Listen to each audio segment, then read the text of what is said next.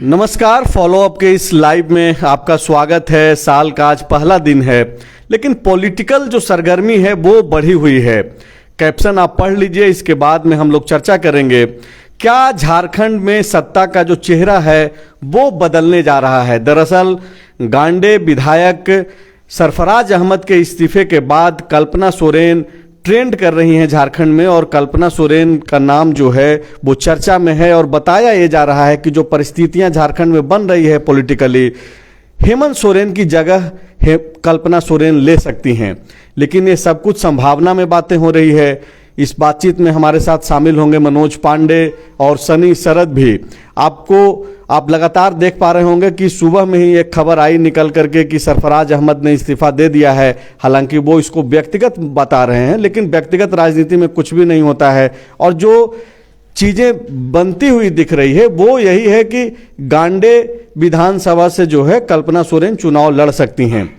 ED जिस तरीके से कार्रवाई कर रही है, ईडी ने जिस तरीके से आखिरी समन दिया और बकायदा कड़ा तेवर के साथ, कड़े रुख के साथ जो संदेश दिया कि 2 दिन का समय बचा हुआ है, इन 2 दिनों में आप बताइए कि सीएम साहब आप आएंगे या फिर हम आपके पास आ जाएं।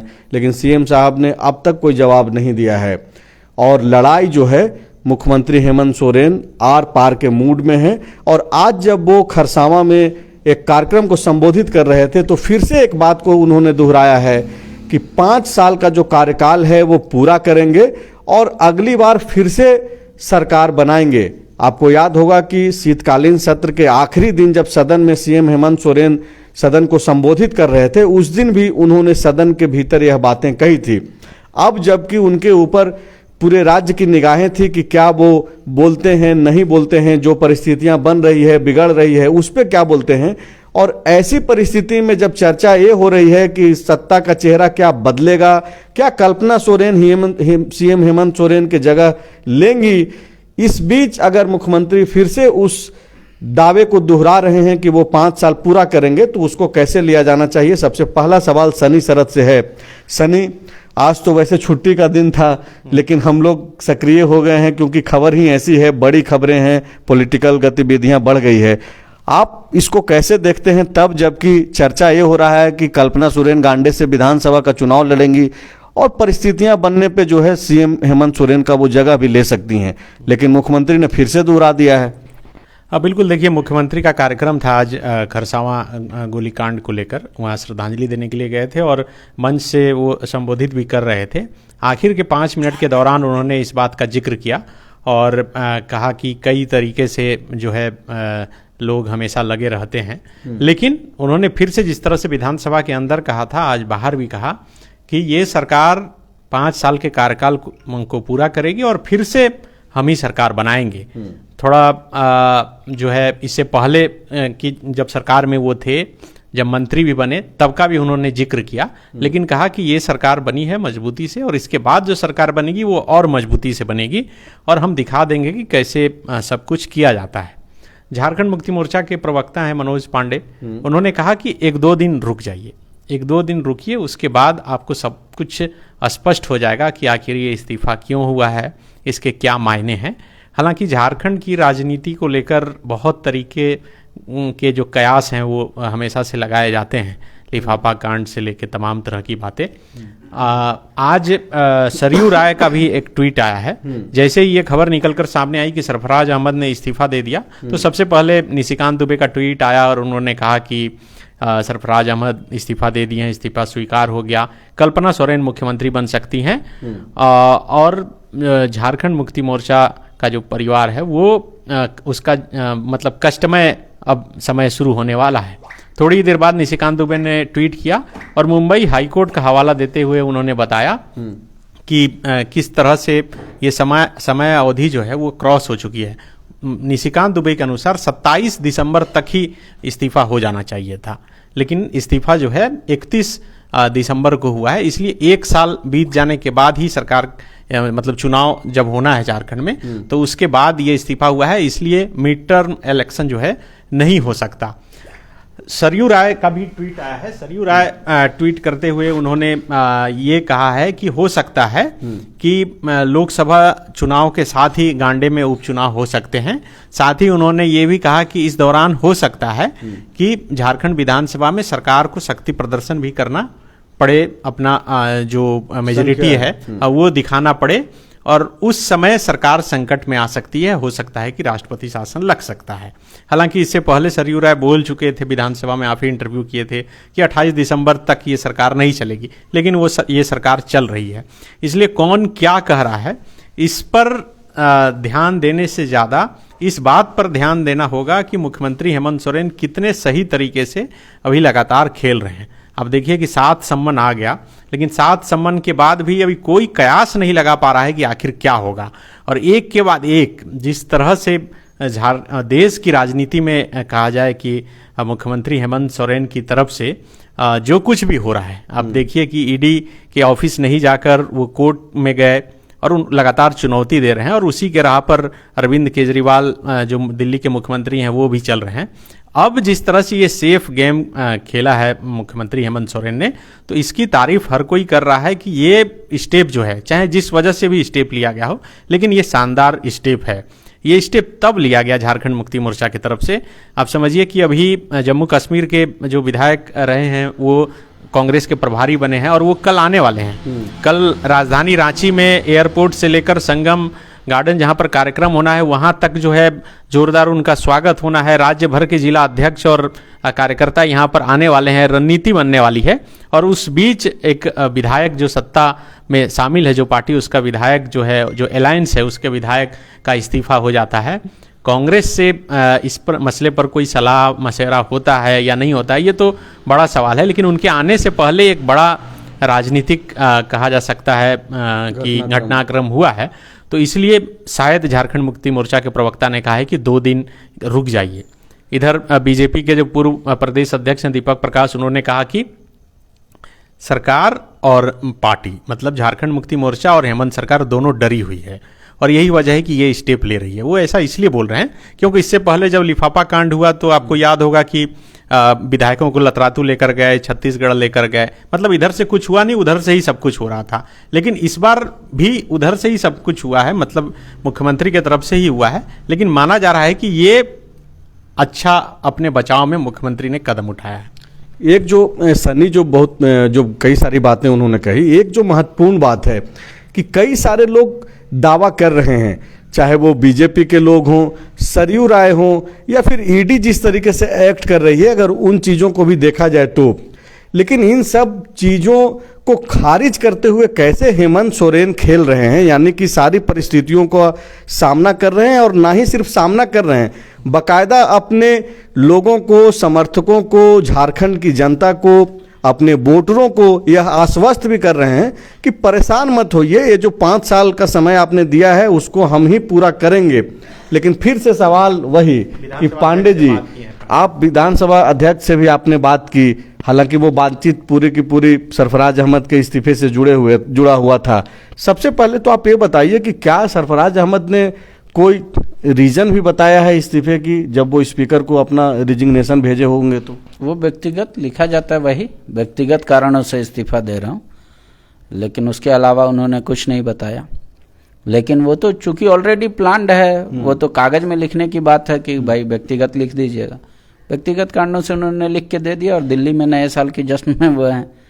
लिख दीजिएगा मतलब आप जिस तरीके का भाषा का इस्तेमाल कर रहे हैं, इसका मतलब आप ये बोल रहे हैं कि उनको बाकायदा बोला गया कि आप इस्तीफा दीजिए, और प्लॉट पूरी के पूरी जो है तैयार है कि किस तरीके की कहानी जो है आगे बनाई जाएगी। बिल्कुल, झारखंड ही नहीं पूरे देश में कोई भी नेता जो माननीय बनने की इच्छा कामना रखता हो, वो हॉस्पिटल में भी रहता है तो चाहता है कि चुनाव हम लड़ लें, और कोई सीटिंग सीट से बेवजह का इस्तीफा दे दे ये समझते हुए कि भविष्य में हमको ये काम करना है, वैसा नहीं होता। उनको उसके लिए राजी करना पड़ता है इस्तीफे के लिए कि आप राजी हो जाइए और आपके पास ये ऑप्शन आएंगे भविष्य में।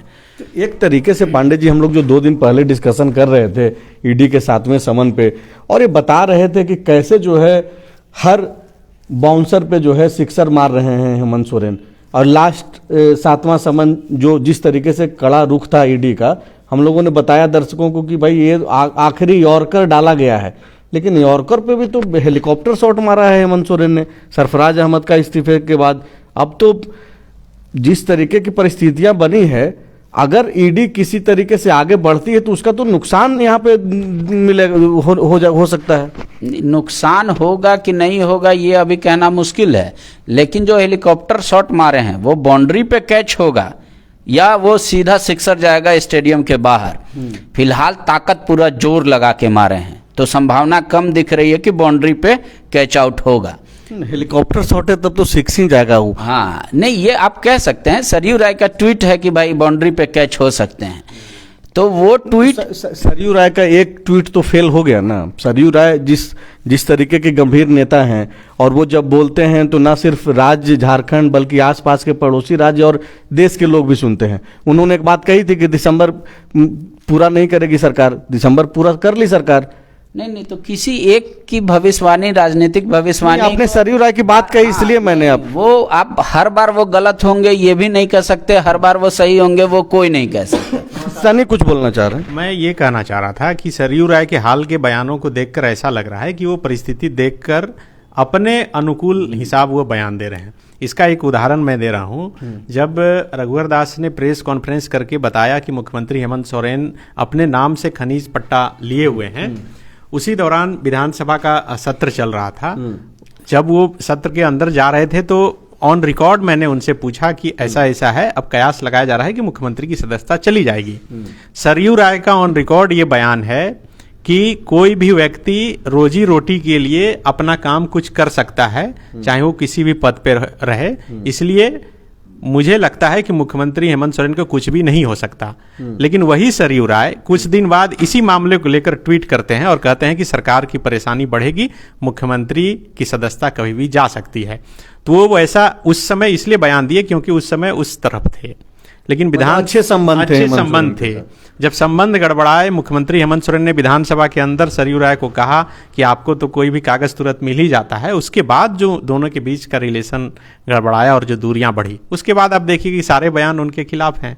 तो अपने हिसाब से सरयू राय बयान देते हैं। हेमंत का बयान और बीजेपी के नेताओं से जो नजदीकियां बढ़ी उनकी, उसके बाद जो है उनका जो ट्विटर अकाउंट है उस पे अब तो एक्स हो गया है, उस पे जो उनका जो पोस्ट है वो काफी बदलता हुआ दिख रहा है। बिल्कुल बीजेपी नेताओं से उनकी नजदीकियां बढ़ी है, खास करके तब जब बाबूलाल मरांडी प्रदेश अध्यक्ष बने। अभी भी वो प्रयास कर रहे हैं कि कहीं से लोकसभा का चुनाव भी वो लड़ जाएं, लोग धनबाद को लेकर चर्चा भी है। लेकिन आपने देखा कि कल उनकी जो पार्टी है वो उसके प्रेस रिलीज उस तरफ से जारी हुआ और कहा गया कि उनकी पार्टी जो है 7 सीट पर लोकसभा चुनाव लड़ेगी। तो एक तरफ तो वो लगातार खेल रहे हैं ट्विटर के जरिए, बयान के जरिए, और दूसरी तरफ बार्गेनिंग का भी खेल जारी है। तो आप समझिए कि बहुत तरीके से अभी खेल हो रहा है झारखंड में। अब हम लोग मूल जो हमारा जो मुद्दा है लाइव का, पांडे जी, उसी पे आते हैं कि अगर सत्ता परिवर्तन होता है और जिस तरीके से कल्पना सोरेन जो हेमंत सोरेन की पत्नी हैं उनके नाम की चर्चा हो रही है, कई सारे जो दर्शक हैं, जो कई सारे लोग फोन कॉल्स करके बोल रहे हैं कि भाई वो तो ट्राइबल हैं, ट्राइबल समाज से आती हैं, तो उनको तो सुरक्षित सीट से भी लड़ाया जा सकता था। लेकिन हम लोगों के पास जो लोग फोन कॉल करते हैं उनको तो उस समय समझा दे पा रहे हैं। लेकिन अगर दर्शक के मन में अगर ये सवाल है और वो नहीं समझ पा रहे हैं तो उनको थोड़ा बताइए कि क्यों ये सुरक्षित सीट के बदले जो है ये जनरल सीट से चुनाव लड़ाने की कोशिश है। रिजर्वेशन का अधिकार आपको माँ पिता की ओर से मिलता है, और चूंकि इनका ये ससुराल है कल्पना सोरेन का और इनका मायके उड़ीसा है, तो उड़ीसा में ट्राइबल का जो रिजर्वेशन है उस पे उनका अधिकार बनता है। और ये ट्राइबल रिजर्व सीट पे जैसे जाएंगी तो आदिवासी उनका कास्ट सर्टिफिकेट मांगा जाएगा, तो वो कास्ट सर्टिफिकेट इशू नहीं हो सकता है झारखंड से। अभी एक हाईकोर्ट का फैसला भी आया था, झारखंड हाईकोर्ट का, जिसमें बताया गया था कि भाई आप दूसरे राज्य की अगर बेटी है तो आपको यहाँ पे आरक्षण नहीं मिलेगा, आरक्षण का लाभ नहीं मिलेगा। हाँ बिल्कुल, तो उसी वजह से जनरल सीट की तैयारी की गई है। तो जनरल सीट अभी है जेएमएम के पास और भी, लेकिन उसको क्यों गांडे चूज किया गया? तो उनके लिए वो फेवरेबल सीट है। एक तो कांग्रेस और का वो परंपरागत सीट रहा है। और वहाँ पे जो मुस्लिम वोटर और ट्राइबल वोटरों की संख्या है वो काफी अधिक है, तो वो एक एज लेकर जाएंगी अगर चुनाव भी जाना पड़ा तो इस वजह से उस सीट को खाली भी कराया गया। दूसरी बात यह है कि वो कांग्रेस के ही नेता थे 19 से पहले डॉक्टर साहब, तो अगर उनके संबंध कांग्रेस से भी बहुत प्रगाढ़ हैं और जेएमएम में भी अभी विधायक ही थे। फरवरी का जो राज्यसभा जो संभावित है वो धीरज साहू का सीट खाली हो रहा है। हाँ, तो अगर मान लीजिए कोई भी सीट पे अगर मान लीजिए ये ज्वाइंट वेंचर अगर के तौर पे होगा, अगर कांग्रेस भी कोई आपत्ति नहीं होगी, कांग्रेस ज़्यादा से ज़्यादा यही कह सकती है कि ये कांग्रेस के मेंबर बन के जाएं, यही कह सकती है, तो भी वो उनके लिए जेएमएम को आपत्ति नहीं होगी। लेकिन एक चीज मुझे जो सबसे ज्यादा खटक रहा है वो ये है कि मुख्यमंत्री हेमंत सोरेन ने अभी तक ईडी की अदालत में कोई भी कैविएट दायर नहीं किया है, या वो खबर मुझ तक नहीं है कैविएट दायर करने का।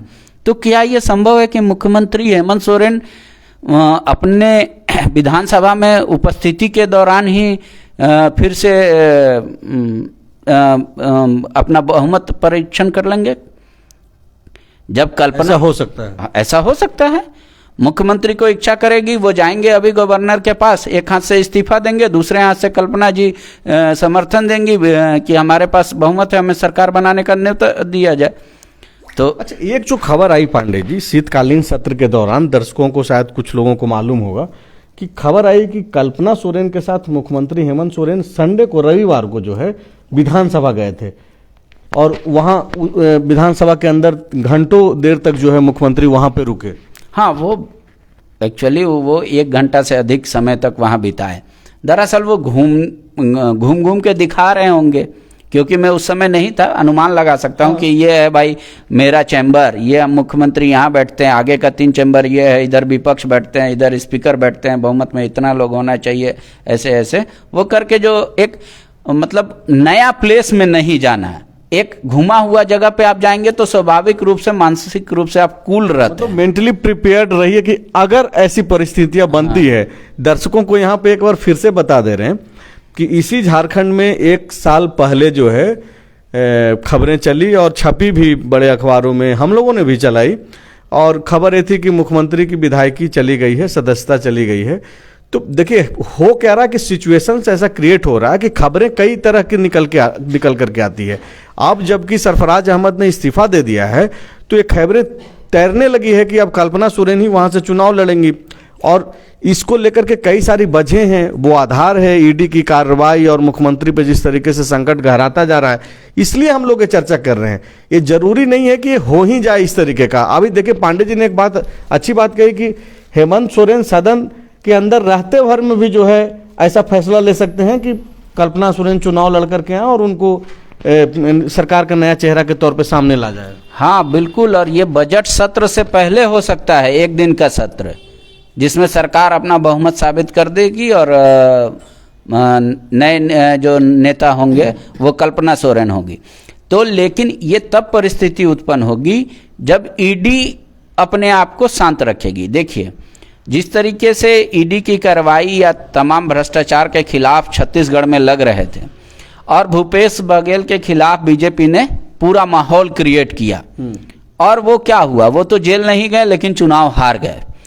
ठीक उसी का ये मास्टर स्ट्रोक है उल्टा, कि तुम हमको अगर चाहते हो कि हम बने ही भी रहे अपने सीट पे, तुम हल्ला भी करते रहो भ्रष्टाचार भ्रष्टाचार, तो हम सीट भी छोड़ देंगे। घूम घूम के कहेंगे कि इसके चलते छोड़ना पड़ गया, इसके चलते छोड़ना पड़ गया, देख लीजिए ये लोग नहीं चाहता है। क्योंकि आपने छत्तीसगढ़ चुनाव से इसको जोड़ दिया और बीजेपी की जीत से जोड़ दिया, तो जाहिर सी बात है कि लोग जो है समझते भी हैं और सब इन चीज़ों को जोड़ते भी हैं उन सारी चीज़ों से। एक चीज़ जो है सनी कि वो जो आप एक लिफाफा वाली जो बात है कि लिफाफा भी खुल सकता है, क्योंकि इसको लेकर के भी बीच बीच में बात आते रहती है। कोई इवन जो रमेश बैस जो पहले राज्यपाल थे अब महाराष्ट्र के राज्यपाल हैं, उन्होंने तो इतना तक कह दिया था कि एटम बम है फूटेगा, लेकिन एटम बम अब तक जो है दिवाली बीत गया, एक और दिवाली बीत गया, छठ में भी लोग जो है फोड़ देता है, न्यू ईयर सेलिब्रेशन में भी आतिशबाजी होती है। तो क्या मतलब ये लिफाफा, क्या मतलब ये न्यू ईयर सेलिब्रेशन में इस्तेमाल होगा क्या? देखिए पिछले 1 साल से तो कम से कम लगातार लिफाफा पर चर्चा हो ही रहा है। अभी नया एक डेट मिला है कि 3 तारीख को हो सकता है कि लिफाफा भी खुले, ये कयास ही है। और मुझे लगता है कि अब इस पर तो चर्चा होनी ही नहीं चाहिए क्योंकि अब ये जो होना है अचानक से होगा। अब ये कोई डेट पहले से बता दे कि इस दिन खुलेगा, ये होगा, जो समीकरण बनते हैं उस हिसाब से कयास लगाया जाता है। लेकिन झारखंड की राजनीति में सभी कयास फेल हुए हैं।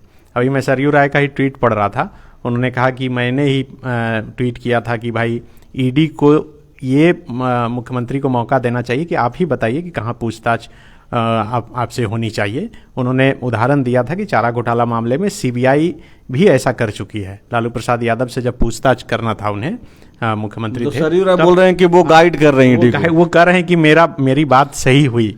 अभी मैं उनका जैसे हम पत्रकार दावा करते हैं कि ये मेरी खबर थी, हमने पहले जानकारी दी, खबर ब्रेक की, उसी तरीके से।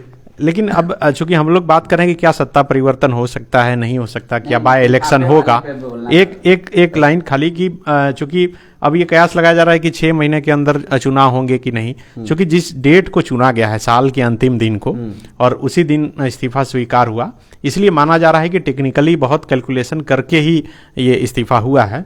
मैं जो मुंबई हाईकोर्ट का जिक्र कर रहा था, निशिकांत दुबे लिख रहे हैं कि मुंबई हाईकोर्ट के कोटाला विधानसभा के निर्णय के अनुसार अब गांडे में चुनाव नहीं हो सकता। काटोल विधानसभा जब महाराष्ट्र में खाली हुआ तब विधानसभा का कार्यकाल 1 साल 50 दिन खाली था। राज्यपाल महोदय, यदि कल्पना सोरेन जी कहीं से विधायक नहीं बन सकती हैं तो मुख्यमंत्री कैसे बनेगी? झारखंड को चारागाह बनाने की कोशिश कर रही है कांग्रेस। ये मतलब आगे की बात लिख रहे हैं और साथ ही ये उदाहरण दे रहे हैं कि भाई ऐसा। कोटला का जिक्र किया है तो वरिष्ठ पत्रकार हैं सुशील सिंह मंटू, हाँ, उस पे उन्होंने बकायदा इस पूरे प्रकरण को जो है जोड़ते करके लिखा है कि महाराष्ट्र के काटोल और झारखंड के गांडे उपचुनाव की परिस्थितियां अलग अलग है। उसके पीछे की वजह उन्होंने बताई है, जो कि मैं दर्शकों को बता देता हूं, जो लोग अभी लाइव जुड़े हुए हैं वो समझेंगे कि काटोल विधानसभा जो महाराष्ट्र में पड़ता है उसमें जो उपचुनाव होना था उसको रद्द कर दिया गया। लेकिन वो क्यों रद्द हुआ, उसके पीछे की वजह हैं। दरअसल 6 अक्टूबर 2018 को महाराष्ट्र के काटोल विधानसभा क्षेत्र के विधायक आशीष देशमुख, अनिल देशमुख बड़ा नाम है, महाराष्ट्र से उनका भतीजा है ये, उन्होंने इस्तीफा दिया और मंजूर हो गया। मतलब कि 6 अक्टूबर 2018 को ही। उसके बाद क्या हुआ कि महाराष्ट्र विधानसभा का कार्यकाल 18 अक्टूबर 2019 तक था। मतलब ये 6 अक्टूबर 2018 को इस्तीफा दिया गया और 18 अक्टूबर 2019 तक जो है कार्यकाल था। मतलब 1 साल से 7-8 दिन का ज़्यादा का वक्त है। मतलब इस्तीफे के दिन कार्यकाल के बाद 1 साल 10 दिन शेष बचा हुआ था। 10 मार्च को चुनाव आयोग ने उपचुनाव की घोषणा की, मतलब 4 महीने के बाद, आप समझिए इस चीज़ को। और 18 मार्च को रिटर्निंग अफसर ने उपचुनाव का नोटिफिकेशन जारी कर दिया और 11 अप्रैल को मतदान होना था और 23 मई को मतगणना होनी थी। चुनाव आयोग की इसी घोषणा के बाद संदीप यशवंत राव सरोड़े ने, संदीप यशवंत राव करके एक आदमी है, उन्होंने बॉम्बे हाईकोर्ट के नागपुर बेंच में जो है एक रीट पिटीशन डाला और उन्होंने अर्जी लगाई कि भाई ये जो रिक्त हुई है 6 अक्टूबर को, और लोक प्रतिनिधित्व कानून जो 1951 है, जिसको रिप्रेजेंटेशन ऑफ पीपल एक्ट भी बोलते हैं, कि धारा 147, 149, 150 और 151 के प्रावधानों के तहत 6 माह के अंदर इसे भरा जाना अनिवार्य है। तो यहाँ काटोल वाला जो मसला है सनी, वो ये है कि ये जो चुनाव तो 6 महीने के अंदर कराना है, 6 महीने के अंदर विधायक दे देना है। अगर जैसे कि 31 दिसंबर को सरफराज अहमद ने इस्तीफा दिया और मंजूर हो गया, तो उसी 31 दिसंबर से एक पद रिक्त हो गया। आप देखिएगा कि विधान सचिवालय से, विधानसभा का जो सचिवालय है झारखंड का, वहां से जो नोटिफिकेशन आया है उसमें बाकायदा मेंशन है कि 31 दिसंबर से अब ये रिक्त पद हो गया है। तो काटोल में क्या हुआ था कि 6 महीने के अंदर चुनाव तो कराया जा रहा था, लेकिन परिणाम आ रहा था 6 महीना के बाद का। मतलब समझिए कि आज अगर 6 महीना पूरा हो रहा है और 3 दिन के बाद चुनाव परिणाम आ रहा है, तो वो रिप्रेजेंटेशन एक्ट जो है, पीपल रिप्रेजेंटेशन एक्ट जो है, उसके तहत उसका ये था, उल्लंघन था, उसके कारण उसका जो है रद्द किया गया था। तो मतलब आप काटोल और गांडे को जो है एक साथ नहीं जोड़ सकते हैं। और ये जो बातचीत इन्होंने जो लिखी है, ये जो पूरा एक्सप्लेन किया है, वो सुशील सिंह मंटू हैं, वरिष्ठ पत्रकार हैं और जानकार आदमी हैं। तो इसको हम लोग कोट इसलिए ही भी किया है कि इसको आपको समझने में मदद मिलेगी। पांडे जी कुछ बोल रहे थे लिफाफा प्रकरण को लेकर के, क्योंकि सनी जो एक नया चीज़ एक बोल रहे हैं कि 3 जनवरी तक जो है एक डेडलाइन टाइप का चल रहा है चर्चा की, 3 जनवरी के आसपास या उस दिन तक जो है लिफाफा भी खुल सकता है। नहीं, अब तो लिफाफा नहीं खुलेगा, नहीं तो गवर्नर हाउस पे उंगली उठने लगेगा, क्योंकि न्यायालय ने उस मामले में मुख्यमंत्री हेमंत सोरेन को और उनके परिजनों को राहत दे दी है। झारखंड हाईकोर्ट ने उस पूरी याचिका को ही खारिज कर दिया है। वो याचिकाकर्ताओं के ऊपर सवाल करते हुए वो खारिज किया गया है ना, पूरा याचिका खारिज कर दिया गया। हाँ, पूरा याचिका खारिज कर दिया गया है। तो लिहाजा अगर उसी मामले में अगर कोई दंडित होता है तो तुरंत वो सवाल उठ जाएगा कि भाई जब न्यायालय से वो राहत मिल गया है तो फिर आप क्यों कहते हैं। और इसमें आचरण का मुद्दा है दरअसल, लाभ का नहीं। पंडित जी, एक चीज जो बड़ा मजेदार भी है और दर्शकों को बड़ा इंटरेस्टिंग भी लगेगा और अमूमन बोला भी जाता है कि भाई राजनेता जो हैं वो जीनी मरनी उनको अपने लाभ से मतलब है, और खास करके जो गठबंधन के साथी हैं और जो परिस्थितियां बन रही है झारखंड में सरकार को लेकर के, तो एक जो काफी मजेदार जो कोई किसी दल का मैं नाम नहीं लूंगा अब, हालांकि दर्शक शायद समझ जाएं, दूसरे जो साथी दल हैं जेएमएम के, वो लोग काफी उत्सुक हैं और उनको लग रहा है कि अगर सत्ता का चेहरा बदलेगा तो भाई कैबिनेट में भी फेरबदल होना है। तो बहुत सारे लोग इसलिए भी बहुत खुश हैं, या फिर उन लोगों को लग रहा है कि बहुत देर तो नहीं हो जा रहा है, जल्दी से सत्ता का चेहरा बदले। और कई सारे लोग जो ताक लगाए हुए हैं कैबिनेट में बैठने का, तो आप देखिए कि क्या राजनीति है कि सत्ता पे संकट है, हेमंत सोरेन परेशान हैं, सरफराज अहमद ने इस्तीफा दे दिया है, हेमंत सोरेन तैयारी में है कि कल्पना सोरेन को कैसे आगे करके जो है इस संकट से निपटा जाए, और दूसरी तरफ उन्हीं के ही साथी जो है आराम से इस ताक में है कि कब सत्ता का चेहरा बदले और हम लोगों को मौका मिले। बिल्कुल, और इस बार पहली बार होगा कि 4 साल के बाद डिप्टी सीएम का भी पद हो सकता है। साथ ही साथ जो लोकसभा का सीट बंटवारा है वो भी पहले कमिटमेंट हो जाएगा बहुमत साबित करने से पहले। उसके अलावा आपको मंत्रिमंडल में तो फेरबदल होना ही होना है, और इन सब के अलावा ये भी तय हो जाएगा कि फरवरी में राज्यसभा जो जाना है वो कांग्रेस कोटे से जाएंगे या जेएमएम कोटे से जाएंगे, और इस सारी चीज़ों का फैसला हो जाएगा। मतलब आप भी ये स्वीकार रहे हैं कि जो बातें हो रही होंगी आपके दूसरे नेताओं से, हाँ, बिल्कुल। तो कुछ लोग उत्सुक भी हैं। हाँ, 1 साल के लिए भी मंत्री बनना कौन नहीं चाहेगा, और हर कोई चाह रहा है। और जाहिर तौर पे बात है कि सबसे बड़ी बात है कि कई सीनियर नेताओं को इस बार छुट्टी मिल जाएगी मंत्रिमंडल से, ये कहते हुए कि संगठन का कार्यभार आप देखिए, चाहे वो जेएमएम से हो मंत्री या कांग्रेस से हो, उन नए लोगों को मौका। हाँ, नए लोगों सबसे सेफ सत्यानंद भोक्ता होंगे, एकलौता विधायक हैं आरजेडी के, उनको कोई मतलब नहीं कि हटाएगा क्या होगा। नहीं, उन पे ज़्यादा मतलब है। क्यों? क्योंकि वो खुद लोकसभा का चुनाव लड़ना चाहते हैं। अब ये उनके लिए ये द्वंद्व का विषय बना है कि क्या आरजेडी गठबंधन में सीट मिलता है चतरा का, या फिर उनको कहीं और से। क्यों? क्योंकि उन्हीं के पार्टी के जो नेता हैं जो पिछली बार चतरा लड़े थे, वो इस बार कोडरमा विधानसभा के लिए वो तैयारी कर रहे हैं। चलिए मुद्दे पे आते हैं। पांडे जी के पास बहुत जानकारी रहती है, कुछ भी छेड़ दीजिएगा तो एक दूसरे दिशा में चल जाता है डिस्कशन। एक आखिरी सवाल जो है सनी जी और पांडे जी से भी ये करेंगे कि हेमंत सोरेन किस तरीके से टैकल कर रहे हैं सारी परिस्थितियों को। अगर आप देखें कि हेमंत सोरेन के पॉइंट ऑफ व्यू से अगर बीच में खड़ा होकर के अगर देखा जाए कि जो परिस्थितियां बन रही है, और लगातार मुख्यमंत्री भी ये दावा करते रहे हैं कि हम भाई जिस दिन हमने सरकार बनाई दूसरे दिन से ही सरकार गिराने की कोशिशें होती रही है, और विपक्ष यानी कि बीजेपी पे वो लोग आरोप लगाते रहे हैं। तो अभी जो परिस्थितियां बन रही है और एक इधर से स्टेप ईडी चलती है, उसको वो बोलते हैं कि भाई बीजेपी के इशारे पे किया जा रहा है, तो उधर से जो दूसरा स्टेप हेमंत सोरेन चल रहे हैं, ये भारी कौन पड़ता हुआ दिख रहा है आपको?